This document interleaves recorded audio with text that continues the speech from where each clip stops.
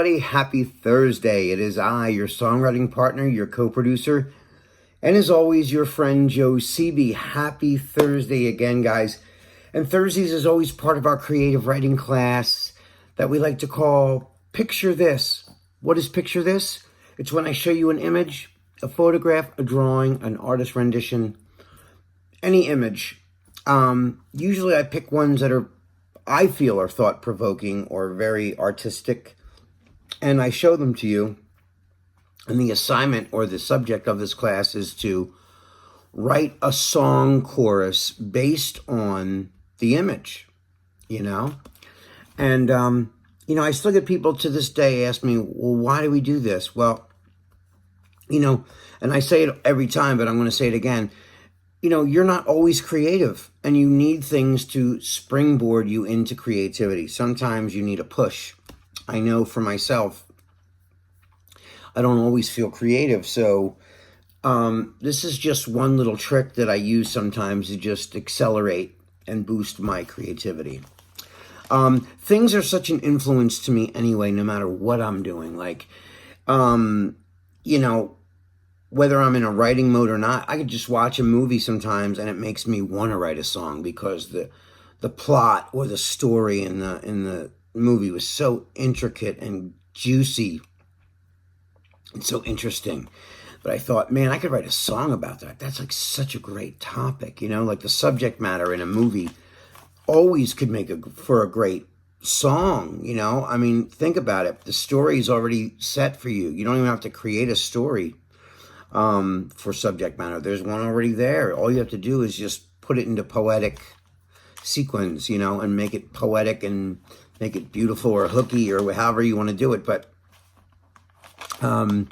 so this is just one more crayon for your crayon box, for your creativity. And I remember, a lot of time, well, even now, like, I'll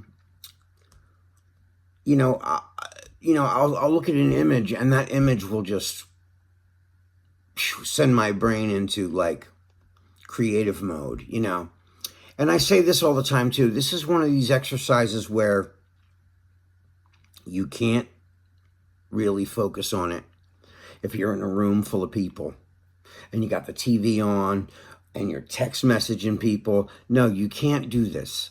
Okay, one of the things that really isn't so important, especially when you're writing and you're trying to get cerebral, you're trying to get in here, is to be by yourself and really go in here, go way deep in the valley of your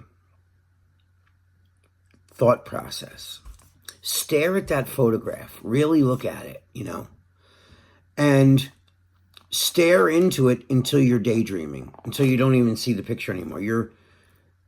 However, your daydream has somehow related to what you're looking at. It really does. I mean, there's no other course. If you stare at something and then you blindly start to fade away into a daydream, hypnotic stare, it's going to have something to do with what you just looked at, perhaps, But maybe if you go into that hypnotic daydream, consciously think about the image that you stared at before you went off into that realm of, hypnotic thought, And then once you look at it, write down the things you see physically in the photograph and then things you don't see, things that are more innuendo, not literal, but, subjective, the subtext, most really good songs are never literal. They're always painting a picture of something else, but they mean another thing, So, this is a real challenge. Like I say all the time, you can't be doing 4 other things. It's not going to work. You have to really give it all your attention and really give it your focus. It's so important to do it just, when you're doing this. And it also gives you a chance to really sort your ideas and come up with things that are really creative and catchy, So right now I'm going to turn the camera around and I'm going to show you the photograph. So without further ado, here is the photograph.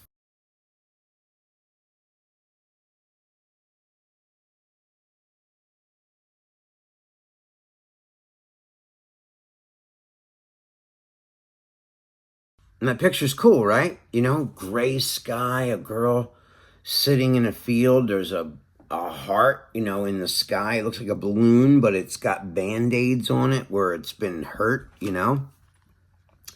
I don't know. I just thought it was a cool picture. I was going through a whole bunch of pictures on Google Images, and I came across that one.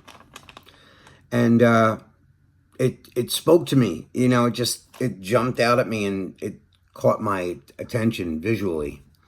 And anything that captures your, you know, your eye like that is going to also capture your imagination, or hopefully it will, and give you some fuel for your mental fire, you know.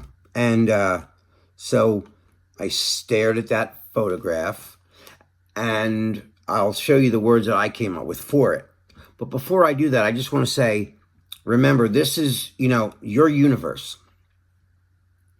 Like I say every time, there is no wrong way to do this. This is your world. You know, we're looking into your world. You're not looking into my world. That photograph means something totally different to you than it does to me. Because, you know, we all feel things differently. I mean, we all feel sadness and happiness and anger and all those things. Everyone feels those things.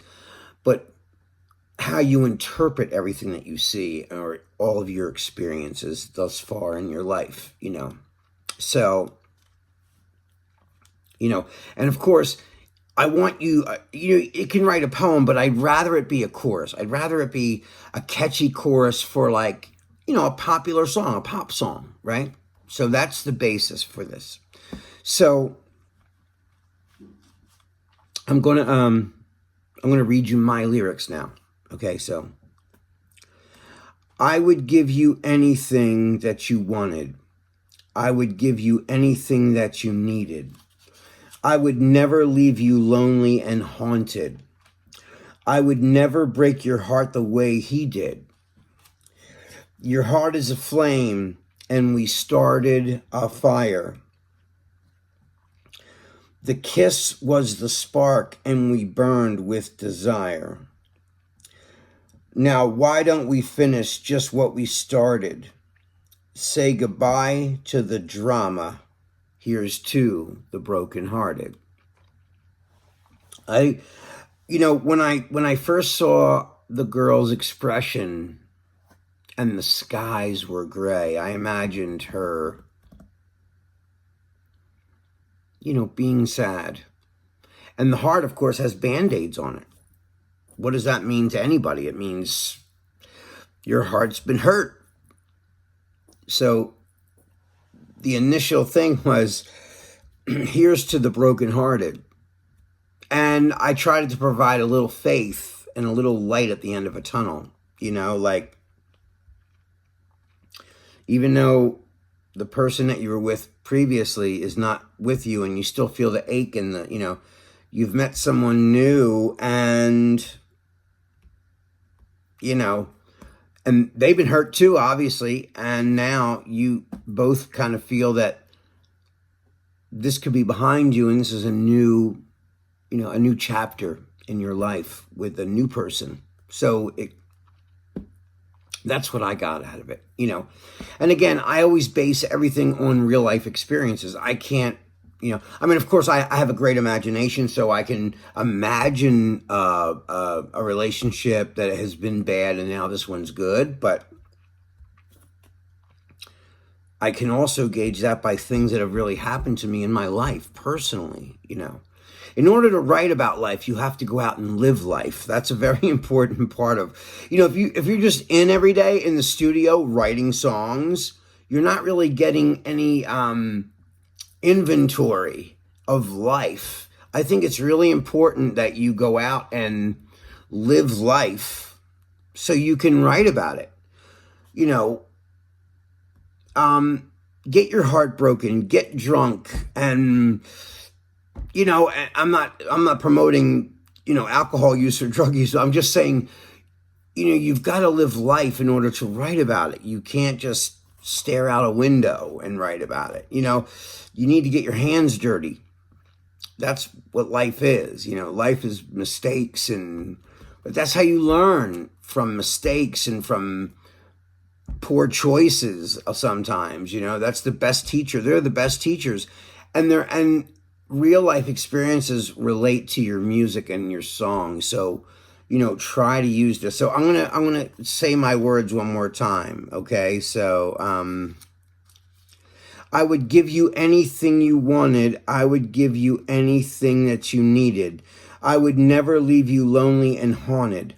I would never break your heart the way that he did. Your heart is a flame, and we started a fire. The kiss was the spark, and we burned with desire. Now, why don't we just finish what we started? Say goodbye to the drama. Here's to the brokenhearted. So, all right, guys, that is my lyrics. And now I can't wait to see what you write for your lyrics. You guys have been really shocking me with some of the lyrics that you guys send me. I mean, really. I'll be honest, I'm jealous at some of the stuff that you've handed in. I mean, I'm jealous sometimes. I read some of the stuff and I'm just like, wow, that's so great. It's better than what I come up with. So kudos to everybody who participates in these exercises. I really mean that. I couldn't be more honest, about that. It's a hard thing to admit, but I'm admitting it right now. So, we're going to have a gift card for the best, the best thing. And you're going to get a big shout out, in a Zoom class. And then we'll announce winners of who won and for which picture this class it was for, things like that. So I'm going to do like the best out of a month and like really have that be the standout, So anyway, guys, that is all the time I have tonight. This is your songwriting partner, your co-producer, and as always, your friend Joe Seavey signing off. Have a lovely evening. Be safe, be well. I love you. I miss you. And I will see you guys tomorrow night when we write a melody to this, to these set of lyrics. All right, guys, I'll see you then. Peace.